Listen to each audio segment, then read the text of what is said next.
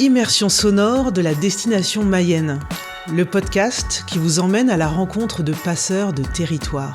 Ils ont pour point commun l'éthique, la bienveillance, l'éco-responsabilité, la passion du partage et pour fierté, les 1000 facettes de leur territoire, la Mayenne. La Mayenne, c'est la terre du milieu qui attire à elle de nouveaux visages pour que s'épanouissent des vies nouvelles. À quelques pas de la rivière, de l'autre côté du château fièrement installé sur son flanc rocheux, il faut monter la rue Saint-Martin, à Mayenne même. Sur la droite, au numéro 30, entrer, se laisser attirer par le sourire de Florence Ancry, qui a créé, il y a 10 ans, la marque et la boutique Les Savons de Raphaël. Comment avez-vous été adoptée par la Mayenne ? En fait, c'est un pur hasard. Je suis parisienne et j'ai décidé, il y a 20 ans, d'aller vivre à la campagne. Je ne vais pas vous dire sur un coup de tête, mais c'est presque ça en fait. J'ai toujours eu envie de vivre à la campagne alors que je suis vraiment parisienne, intramuros, née à Paris, de parents parisiens, etc. Et toute petite, j'aimais déjà la campagne, donc ça doit être vraiment ma personnalité. Donc un jour, j'ai entouré 300 km autour de Paris. Et puis j'ai débarqué à Montsûrs parce que j'avais vu une maison qui me plaisait énormément sur particulier à particulier.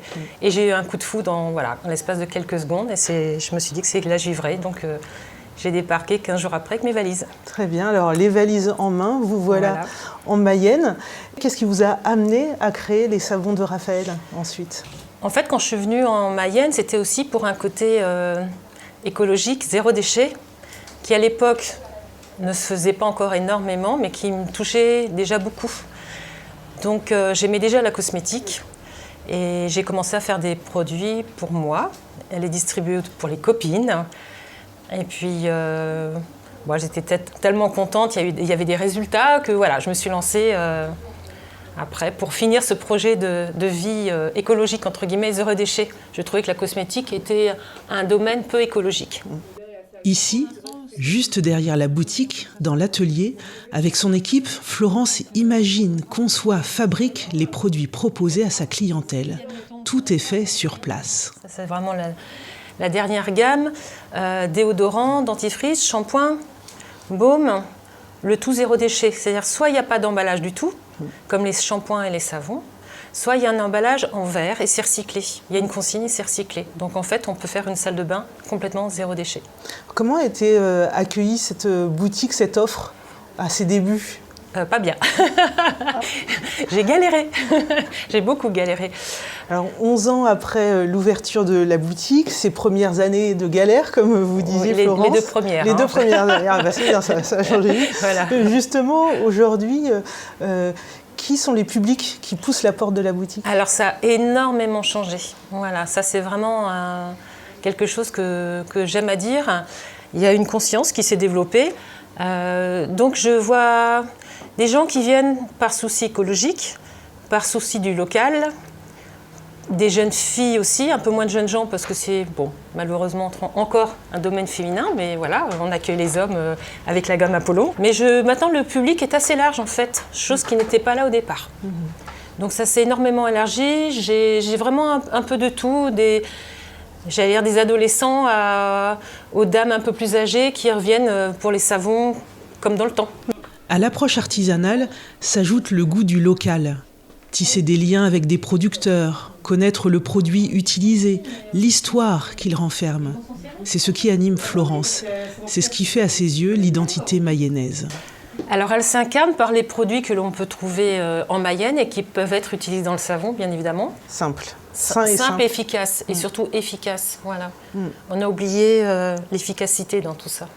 Et j'essaie toujours de faire au mieux en étant efficace, naturel et, si possible, local. J'ai envie d'en savoir plus. Creusons ensemble, Florence, si vous le voulez bien, peut-être une filière. Qu'est-ce que je vais choisir ? Je vais prendre, là je vois, savon le pâturage au lait de foin bio. C'est quoi l'histoire de ce savon ? Alors, le lait de foin, c'est un lait labellisé. Les vaches mangent que de l'herbe, pas d'alimentation fermentée. Et ces vaches-là sont des pures mayennaises de Mayenne qui ont fait la transhumance. Donc en fait, la ville bloque tout un parcours aux extérieurs de Mayenne, de la ville de Mayenne, pour permettre aux vaches d'aller d'un pré à un autre. Et donc, c'est annoncé dans les journaux, les gens suivent ce parcours. Ils viennent regarder, les enfants aussi, voilà, le pique-nique, et il y a vraiment une animation sur cette transhumance, qui est vraiment un moment agréable à suivre pour toute la famille. Donc le savon, le pâturage porte cette histoire. Exactement. C'est la transhumance comme à l'ancienne. Voilà. Et ça plaît beaucoup aux Mayennais. Et d'ailleurs, justement, ces explications, cette pédagogie, vous la partagez avec les clients pour que cette sensibilisation passe ? Exactement, complètement. C'est vraiment le but de la boutique, c'est aussi, si je peux me permettre, d'éduquer les gens sur leur façon de consommer, sur ce que l'on met dans les ingrédients. On explique toujours le pourquoi du comment à chaque client. Et voilà, les gens sont demandeurs de ça aussi. Alors, on a la boutique et puis vous avez aussi, je crois, un atelier. Oui. Qui est pas très loin. Est-ce qu'on peut y jeter un coup d'œil ? Parce que c'est juste derrière, en fait. L'envers du décor, c'est ça. Donc, en fait, c'est produit sur place. Voilà.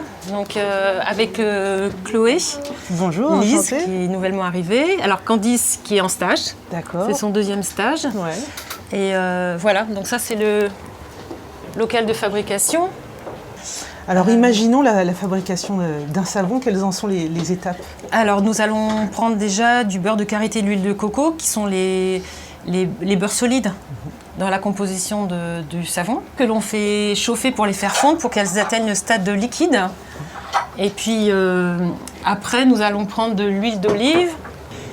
Quand le karité et l'huile de coco ont fondu, on rajoute ces huiles-là pour saponifier.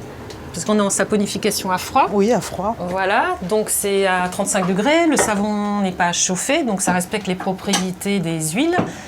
On rajoute l'élément qui va permettre de saponifier, donc qui est de la soude. D'accord. Évidemment, à des proportions bien définies. Voilà. On va prendre un mixeur. En fait, ça va faire comme une pâte à crêpes, en quelque sorte. Et donc, tout est fait à petite échelle, à la main, ici. Donc, c'est vraiment... Voilà. Alors, évidemment, là, je vous montre pour un savon, mais on fait 8 kilos par jour. 8 kilos par jour, voire plus au moment des fêtes. On verse dans les moules à cake. D'accord. Puisqu'après, en magasin, on tapote le moule pour éviter... voilà. On va faire un petit dessin, c'est notre marque de fabrication. Et puis, on va laisser sécher 1 mois. Voilà, avec des indications. Et voilà, ce sont en effet comme des cakes. C'est ça. Ouais. Et puis après, nous, en magasin, on coupe au poids. Donc, chaque personne peut prendre ce qu'il veut en savon. Et cette fabrication, cet atelier, est-ce que de temps en temps, ça vous arrive de l'ouvrir sur des moments particuliers pour les écoles. Ah, pour les écoles. Ouais. Ouais. On a fait plusieurs ateliers. On en a fait la semaine dernière. On en refait un mois de novembre. Donc en fait, c'est les écoles qui viennent souvent voir comment ça se passe. Donc on fait une présentation savon. Après 20 ans ici, en terre de Mayenne, Florence se sent plus mayonnaise que parisienne.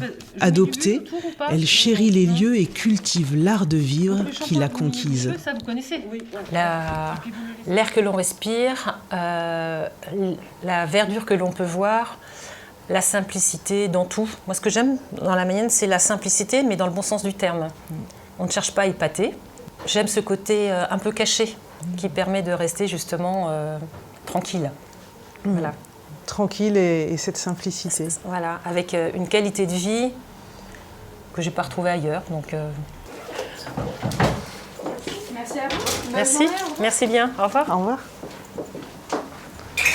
Une cliente vient de sortir de la boutique. Elle est venue avec un contenant vide. Alors, chaque personne qui vient chercher soit un pot de crème, soit un après-shampoing, soit un baume ou un déodorant, on revient avec son pot, en fait. On récupère le pot et on déduit la consigne sur le pot d'après. Et puis, en caisse, l'emballage se fait dans des feuilles de papier journal. Oui. Là aussi, c'est une marque de cet engagement. Exactement. On reprend des choses qui existaient il y a déjà longtemps pour ne pas gâcher bêtement tout simplement du papier. Et donc, tout ce qui peut être réutilisé est réutilisable. Eh bien, merci beaucoup, Florence. Merci d'être venue. Ce serait donc cela, la Mayenne. Terre du milieu qui incarne discrètement, mais profondément, l'éthique d'une responsabilité écologique partagée, source de créativité et de bien-être. Immersion sonore vous donne rendez-vous très vite pour une autre rencontre qui donne envie de destination mayenne.